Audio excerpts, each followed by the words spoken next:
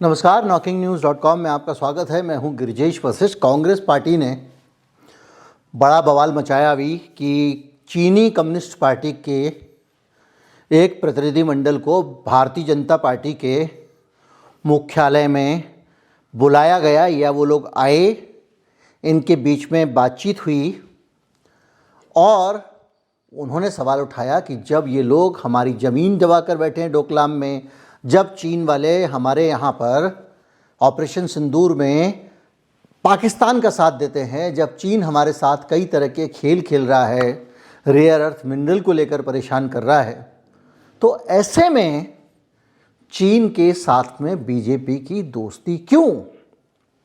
और ये सवाल जो आज ये लोग उठा रहे हैं, पूरे 2 साल पहले तमाम सारे प्रमाणों के साथ, पूरे बैकग्राउंडर और हिस्ट्री के साथ हम इस चैनल पे आपके साथ डिस्कस कर चुके हैं और आज और ज़्यादा डिटेल के साथ इस मसले को हम लेके आ रहे हैं। ये रिश्ता है क्या? भाई एक बात बताइए, 2 देशों के बीच में डिप्लोमेटिक रिलेशन हो सकते हैं, लेकिन 2 पार्टियों के बीच में, और पार्टियों में भी एक ऐसे देश की पार्टी जो सिंगल पार्टी सिस्टम वाला देश है, जहां पर चीन की कम्युनिस्ट पार्टी का ही शासन चलता है, यानी उस देश की नीतियां वो नियंत्रित करती है। उस पार्टी के साथ भारतीय जनता पार्टी, हमारे देश की एक पार्टी, रिश्ते बनाए। हमारे देश के उनके देश के साथ कैसे भी रिश्ते रहें, हमारी पार्टी प्रेम की पींगे बढ़ाए तो बड़ा सवाल उठता है। और जब ये सवाल कांग्रेस पार्टी ने उठाया तो मैंने सोचा कि 2 साल पहले का वीडियो शायद दिमाग से आपके निकल गया हो, शायद कुछ चीज़ें उस समय मुझसे छूट गई हों, तो मैं आज सिलसिलेवार तरीके से एकदम फ्रेश नई रिसर्च के साथ भारतीय जनता पार्टी के इन प्रेम कर्मों का कच्चा चिट्ठा आपके समक्ष प्रस्तुत करता हूँ।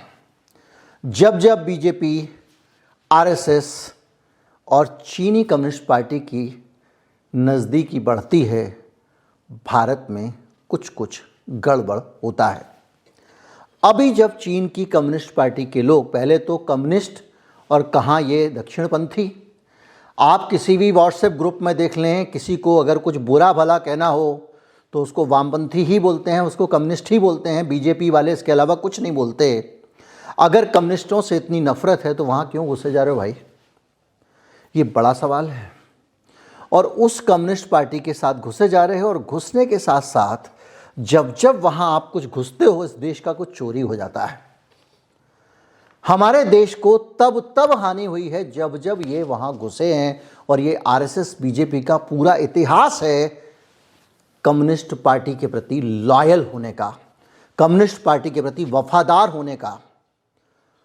भारत के कम्युनिस्टों को कहते हैं कि तुम चीन की पार्टी हो, असली वफादार तो आप हो। मैं आपको कुछ उदाहरण देता हूं। 1979 में अटल बिहारी वाजपेयी विदेश मंत्री बने। पहली बार पावर आई थी आरएसएस के पास में। पहली बार ये सरकार में आए थे। मोरारजी देसाई प्रधानमंत्री थे, अटल जी विदेश मंत्री थे। 62 में चीन ने नेहरू को धोखा दिया था। नेहरू ने भरोसा किया एक नीतिगत चीज़ों पे। उसके बाद नेहरू ने रिश्ते चीन से तोड़ दिए, रिश्तों को बर्फ़ में डाल दिया, कोई बातचीत नहीं। उनके बाद में लाल बहादुर शास्त्री ने और इंदिरा गांधी ने कभी चीन को घास नहीं डाली। चीन की हिम्मत नहीं हुई कि भारत के खिलाफ एक बयान भी दे दे। भारत को नुकसान उठाना तो बहुत बड़ी बात थी। उसके बाद आरएसएस के लोग सरकार में आते हैं। अटल बिहारी वाजपेयी 62 से जो संबंध लगभग धोखेबाजी के कारण खत्म कर दिए गए थे, चीन के माफ़ी मांगने तक संबंध खत्म रखने थे, उस चीन के यहाँ घुस गए जाके। इन्होंने हम रिश्ते नई ऊंचाई पर ले जाना चाहते हैं। भारत के साथ बिना सीमा तय कराए नॉर्मलाइजेशन शुरू कर दिया। जब चीन हमारे देश के बहुत बड़े हिस्से पे अपना हक जताता है, सीमा को लेकर स्पष्ट नहीं है नीति, यानी सहमति नहीं है, लाइन ऑफ एक्चुअल कंट्रोल से कितना भारत उधर है, कितना भारत चीन इधर है या नहीं है, इसको लेकर कोई भी बात तय किए बगैर अटल बिहारी वाजपेयी, क्या बोलूं मैं, पहुंच गए। इन्होंने कहा कि हम नॉर्मलाइजेशन करेंगे, भारत पहले दोस्ती चाहता है, शर्तें बाद में रखेंगे। ये आरएसएस का कैरेक्टर है। अटल बिहारी वाजपेयी जाके चीन के साथ लग जाते हैं। चीन ने सीख लिया कि ये लंजू पंजू लोग हैं, स्ट्रेटजिक हार्डनेस तो नहीं दिखाई, लेकिन डिप्लोमेटिक गुडविल पे भारत के साथ खेलता रहा। उसने एक बार भी भारत की सीमा को लेकर चीज़ों को स्पष्ट नहीं होने दिया। और उस वक़्त का जो इनका एक कमज़ोरी छोड़ी गई है, उस वक़्त जो चीज़ें इन्होंने तय नहीं की, उसका नतीजा है कि वो भारत के किसी भी हिस्से को कभी भी अपना घोषित कर देता है। अरुणाचल को घोषित कर दिया, चुप बैठा हुआ था, सट्ट बैठा हुआ था नेहरू ने जब से बंद किया था, और अटल बिहारी वाजपेयी की तस्वीर में आने तक उसकी हिम्मत नहीं थी। 17 साल का गतिरोध, बिना किसी शर्त के पहुंच गए भिखारी की तरह। क्यों चाहिए था चीन से रिश्ता, अंदर ही अंदर क्या चल रहा था, आएंगे उस पर भी। अब इस पूरे घटनाक्रम को देखें कि 2003 में वाजपेयी जी फिर प्रधानमंत्री बन जाते हैं। 79 में ये आदमी भारत की जो बार्गेनिंग की कैपेसिटी थी उसको ख़त्म कर चुका था, क्योंकि तुम खुद ही पहुंच गए थे उसके चरणों में। 2003 में मैंने कभी भी वाजपेयी जी को बहुत महान नेता नहीं माना। मैं माफ़ी चाहता हूँ उनके जितने भी फ़ैन होंगे कांग्रेस में, बीजेपी में, मैं समय समय पर देखता रहा हूँ उनका चरित्र इस देश के लिए ठीक नहीं रहा, चाहे ओल्ड एज पेंशन का मसला हो या दूसरी चीज़ें हों, शुरू से स्वतंत्रता आंदोलन से भी। खैर 2003 में फिर ये आए हैं, और इनके जब ये सरकार में नहीं थे तो 10 साल तक चीन के साथ कोई उच्च स्तरीय संवाद नहीं हुआ था। फिर उसको कांग्रेस ने एक तरफ रख दिया, अगा चीन अभी ना। फिर ये पहुंच गए, चीन पहुंच गए, और एक सिस्टम बनाया, स्पेशल रिप्रेजेंटेटिव सिस्टम, कि भाई चीन के साथ में ये कांग्रेसी बात करना बंद कर देते हैं, हम ऐसा सिस्टम बना देते हैं हमेशा बातचीत चलती रहे। ब्रजेश मिश्रा को एक ख़ास तौर पर स्पेशल रिप्रेजेंटेटिव बनाया गया। चीन की तरफ से एक स्पेशल रिप्रेजेंटेटिव, प्रधानमंत्री के सलाहकार थे ब्रजेश मिश्रा, यानी वो जो बात करेंगे वो अटल जी के संपर्क में रह के करेंगे। और ये बातचीत का सिलसिला चीन के साथ चलता रहा है। और क्या हुआ, जो महत्वपूर्ण, डिसएंगेजमेंट क्या होता है, 100 मतलब निकाल लो, यानी कुल मिला के हम भिड़ेंगे नहीं, बॉर्डर तुम्हारे पास है तुम रखो, हमारे पास है हम रखो, यानी थोड़ा दूर दूर खड़े हो जाएंगे, एक दूसरे की गर्दन पे नहीं चढ़ेंगे, लेकिन कब्जे वाली ज़मीन चीन छोड़ेगा, इसको लेकर कोई बात नहीं हुई। लेकिन एक सिस्टम बना दिया, हमारा स्पेशल रिप्रेजेंटेटिव, तुम्हारा स्पेशल रिप्रेजेंटेटिव। भाई क्या मजबूरी थी, बातचीत तो बराबर की होनी चाहिए थी। और इसमें बहुत सारे नुकसान इस बीच में हुए। इस देश की भारत माता के माथे पर खून के निशान दिखे, हमारे कई हिस्से हमारे लहूलुहान हुए। संयुक्त घोषणा में कोई समाधान नहीं था, यहाँ तक कि लाइन ऑफ एक्चुअल कंट्रोल को भी कानूनी मान्यता नहीं दी गई कि भैया चीन तू उधर नहीं आएगा, हम उधर नहीं जाएंगे। और अक्साई चीन पे कोई प्रतिबद्धता नहीं दिखाई गई, जो हमारा हिस्सा है चीन दबा के बैठा हुआ है ऊपर कश्मीर के पास में। और स्पेशल रिप्रेजेंटेटिव मैकेनिज्म में कोई डेडलाइन नहीं, कोई दंड नहीं, कोई बाध्यता नहीं, यानी बस तुम मेरे समोसे खाओ, चाट खाओ, जो चाहो मुझसे ले लो, जाने मन। इस प्रेम कहानी में एक चीनी कम्युनिस्ट पार्टी होती है, एक आरएसएस होता है। कभी दोनों हंसते हैं, कभी दोनों चिपटते हैं, रोते तो कभी दिखे ही नहीं। इस दौरान चीन ने तिब्बत में सड़कें बना ली, एयरबेस बना लिए, रेलवे बना लिया, और पीपल्स लिबरेशन आर्मी यानी वहाँ की सेना के लॉजिस्टिक्स तेज़ी से खड़े कर लिए। भारत बातचीत जारी है, अटल बिहारी वाजपेयी बातचीत जारी है। भारत संबंध सुधारने को ज़्यादा उत्सुक है सीमा की कीमत पर नहीं। एक महबूबा होती है ना, जिसके अंदर तड़प हो रही होती है, या किसी की प्रेमिका होती है, वो किसी भी कीमत पे बस उसकी सिर्फ एक हसरत होती है, एक नज़र दीदार कर लूँ तेरा। बस अटल जी भी एक बार बस चीन से प्यार से बात हो जाए, बस एक बार बात कर लो, बस फिर जो चाहो ले लेना। वही चल रहा था। नक्शा नहीं बदला, ताकत का संतुलन बदल गया। ये तो इन्होंने सत्ता में रहते हुए किया। अब एक तरफ ये सत्ता में रहते हैं, दूसरी तरफ ये पार्टी टू पार्टी संपर्क बनाते हैं। वामपंथी और दक्षिणपंथी एक हो रहे हैं। 2009 में बीजेपी विपक्ष में थी, यानी सत्ताधारी पार्टी भी नहीं थी। दोनों सरकार बैठी हुई हैं, वो जो करना कर रही हैं। इधर बीजेपी जाके कम्युनिस्ट पार्टी से संबंध बना रही है। आरएसएस बीजेपी के नेता सीसीपी से मिलते हैं। रेगुलर एक्सचेंज मैकेनिज्म बनाया जाता है, निरंतर आदान प्रदान। ये जो हो रहा है ना, उसी निरंतर आदान प्रदान का नतीजा है। यहाँ से लोग जाते हैं, मिल के आते हैं। बीजिंग में, शंघाई में आरएसएस के नेता जाते हैं। राम माधव आरएसएस के अखिल भारतीय कार्यकारिणी सदस्य, international department Chinese communist party से मिलने शंघाई जाते हैं, बीजिंग जाते हैं। राम माधव का आप अच्छी तरह से कैरेक्टर जानते हैं। जब सबसे बड़ा कहीं पर कुछ एग्जीक्यूशन होना हो, कश्मीर में होना हो तो वहाँ राम माधव दिखाई देते हैं, मणिपुर में होना हो तो वहाँ राम माधव दिखाई देते हैं। वो राम माधव चीन की कम्युनिस्ट पार्टी के पास जाते हैं। क्या है? आरएसएस के आदमी हैं। वाजपेयी ने देश का रिश्ता नहीं बनाया, आरएसएस का और चीनी कम्युनिस्ट पार्टी का रिश्ता बना दिया।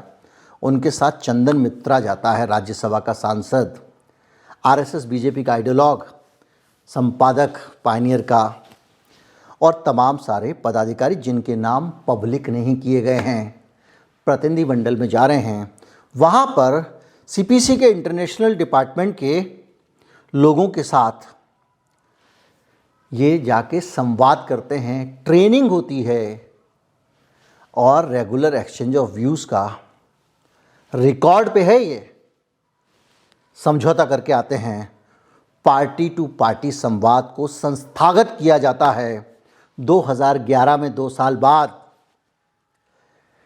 भारत की सबसे बड़ी विपक्षी पार्टी भारतीय जनता पार्टी का अध्यक्ष नितिन गडकरी बीजिंग जाता है, फिर सीपीसी के इंटरनेशनल डिपार्टमेंट से मिलके आता है और बीजेपी के संगठनात्मक महासचिव स्तर के नेता, आज तक पूरी सूची सार्वजनिक नहीं की गई है, गडकरी के साथ जाते हैं और वहाँ मीटिंग होती है। पार्टी संगठन, सदस्यता विस्तार और कैडर मैनेजमेंट सीख के आते हैं। पॉलिटिकल एक्सपीरियंस शेयरिंग करते हैं कम्युनिस्टों के साथ में। मतलब अगर कम्युनिस्टों के नाम पे कम्युनिस्ट होने भर से लोगों को गालियां देते हैं लोग। ये सारी चीज़ें सामने चल रही हैं। मोदी जी सरकार में आ गए हैं।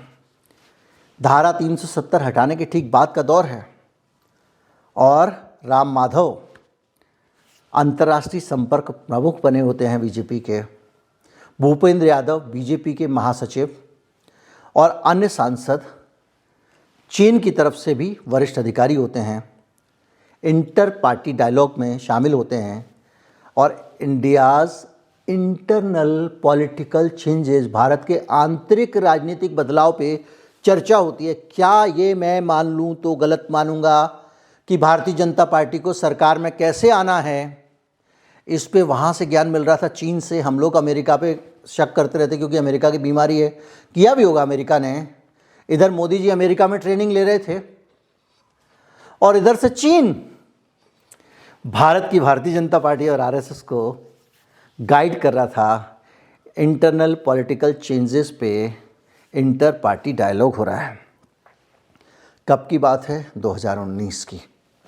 संवैधानिक बदलों पर, भारत के संवैधानिक बदलावों पर चीनी पक्ष की औपचारिक जिज्ञासा। भारत में जो संवैधानिक बदलाव हो रहे हैं उस पर चीन क्या सोचता है और वो क्या जानना चाहता है, इस पे बात हो रही है। सब रिकॉर्ड पे 5 जनवरी 26 को अभी आपने देखा कि भारत में उनका प्रतिनिधिमंडल आया। इस बीच में कितनी लीपापोती हुई है, मोदी जी के कार्यकाल में जो कुछ हुआ है वो भी समझना ज़रूरी है। उसके बगैर ये कहानी अधूरी है। हमने जाना कि जब इनकी सरकार, पहले वाली सरकारें आई तो क्या किया, भारतीय जनता पार्टी आई तो क्या किया। ये जो एक बैठक पे कांग्रेस आज चिल्ला रही है कि तो पूरा इतिहास है, पूरी कहानी है। मोदी काल की कहानी और भी रोचक है। मैंने आपको अभी कल परसों ही बताया था कि किस तरह से चीन के साथ में मोदी की मोहब्बत फिर से जाग गई है और चीनी कंपनियों को भारत के सरकारी ठेके लेने की अनुमति दी जा रही है। याद रखिए, वहाँ से पैसा यहाँ लगाने नहीं आ रहे हैं। इस देश की सरकार से पैसा लेकर यहाँ निर्माण करेंगे, यहाँ काम करेंगे। ये पैसा ऐसा नहीं है कि कोई FDI हो, डायरेक्ट इन्वेस्टमेंट हो, यहाँ पैसा लगाएं, इंडस्ट्री चलाएं, उससे लोगों को रोज़गार मिले। यानी यहाँ से पैसा वहीं जाना है। परमिशन दे दी अभी 5 तारीख को। खैर, शुरुआत हुआ मोहब्बत का सिलसिला। 14 से 19 के बीच में अनौपचारिक शिखर बैठकें हुई हैं मोदी और शी जिनपिंग के बीच में। झूला झूले हैं, नदी किनारे सैर की है और तरह तरह के फ़ोटो खिंचवाए हैं अलग अलग मुद्राओं में। इसी बीच में चीन 2017 में डोकलाम में घुसता है, अरुणाचल पर दावे तेज करता है। या आप इतिहास याद कर लीजिए, अटल जी के टाइम में भी यही हुआ। आपने तिब्बत को ऑफिशियल स्टेटमेंट में चीन का हिस्सा मान लिया। अटल जी की सरकार ने, काला दिन था तिब्बत के लोगों के लिए। और अब तो यहाँ दलाई लामा बैठे हुए हैं, कई बार उनको भगाने की बात कर रहे होते हैं लोग। डोकलाम में घुसा, अरुणाचल पर दावे तेज किए और लाइन ऑफ एक्चुअल कंट्रोल पे वो इंफ्रास्ट्रक्चर तेज़ी से बढ़ा रहा है डोकलाम में। याद कीजिए, डोकलाम में जब वो घुस गया, डोकलाम भूटान में है। हमारी प्रतिबद्धता है भूटान की सीमाओं की रक्षा करने की। डोकलाम में चीन के साथ समझौता कर लिया कि हम दोनों यहाँ से पीछे हट जाते हैं, झगड़ेंगे नहीं। ठीक है। उसके बाद में बाकायदा वहाँ के नक्शे आए, तस्वीरें आई कि चीन ने उस जगह पे अपने इंफ्रास्ट्रक्चर को बनाना शुरू कर दिया। भूटान फंस गया क्योंकि उसका रक्षक पीछे आ गया। उसके बाद जनरल रावत थे उस समय, उन्होंने बयान दिए तो बाकायदा दपट दिया। चीन की तरफ से बयान आया कि कोई भी बयान देने से पहले आप अपनी सरकार से कंसल्ट कर लो, पता कर लो। ये है इस देश का, भारतीय जनता पार्टी और RSS का चीन के साथ संबंधों का इतिहास। चीन को ये संकेत मिल गया, इनके सर पे चढ़ बैठो, कुछ भी कर लो, इनसे कुछ ना होने वाला। ये केवल 56 इंची वाला फ़ोटो खिंचाते हैं। 6 पैक दिखाने के लिए आप बर्गर वाले वो होते हैं ना, पाव लगा लो, बस जनता को खुश रहना चाहिए। आपको डमरू में देख के, राजा हरिश्चंद्र वाले कपड़े पहन के आप घूमो, बस काफ़ी है। लेकिन उसको पता है कि ये जवाब नहीं दे सकते क्योंकि हमने अपनी डोकलाम में कमज़ोरी दिखा दी। 2020 में गलवान हुआ, हमारे गलवान घाटी में हमारी ज़मीन पे कब्जा कर लिया, हमारे सैनिकों को 20 को मार दिया। हमारी सरकार कहती रही ना कोई घुसाए ना घुसेगा। अब आप सोचिए इस बयान का महत्व RSS और BJP के इस इतिहास को देखते हुए चीन के साथ में। ऐसा लगता है कि ये चीन को हार गए अपनी तरफ से, लगता है मुझे, कोई शक्ति नहीं। और जो उसके बाद क्या हुआ, दिखा ऐप बैन कर दी भाई, FDI के नियम सख्त कर दिए, सरकारी टेंडर बंद कर दिया, वो सरकारी टेंडर फिर खोल दिए। और चीन ने कोई इलाका वापसी की घोषणा नहीं की। आप नरम पड़ रहे हो और आप स्टेटस को का एक अजीब सा खेल खेल रहे हो जो कहीं दिखाई नहीं दे रहा है। 24 से 26 में फिर वही नरमी शुरू हो गई है। तब हुई है जब अभी ऑपरेशन सिंदूर में चीन ने पाकिस्तान को बाकायदा आसमान से, सैटेलाइट से देख के बताया हमारी सेना कहाँ से कहाँ जा रही है। उसको खतरनाक विमान दिए, हथियार दिए, वो हमारे खिलाफ इस्तेमाल हुए। चीन खुल के पाकिस्तान के साथ खड़ा था। कुल मिला के साफ तस्वीर दिखाई देती है कि RSS और चीनी कम्युनिस्ट पार्टी के बीच में एक गहरी रिश्तेदारी है। ये 2 खानदानों का रिश्ता है, 2 कुलों का रिश्ता है। ये दोनों मिलकर जितनी भी दोस्ती बनाते हैं, उस दोस्ती में अगर किसी को नुकसान होता है तो भारत को होता है। वो उस दोस्ती को कमज़ोरी समझ रहा है। आप ज़बरदस्ती किसी से गले मिलोगे, आ जा भाई गले मिल ले, तो आपको उल्लू भी समझता है और अगर तेज़ हो तो फ़ायदा भी उठाता है, और चीन उसी का फ़ायदा उठा रहा है। उम्मीद करता हूँ भारतीय जनता पार्टी की पूरी कहानी, आरएसएस की पूरी कहानी, देशभक्ति और कम्युनिस्टों और वामपंथियों के प्रति इनके समर्पण का पूरा हिसाब किताब आपके सामने आ गया होगा। नमस्कार, जय हिंद।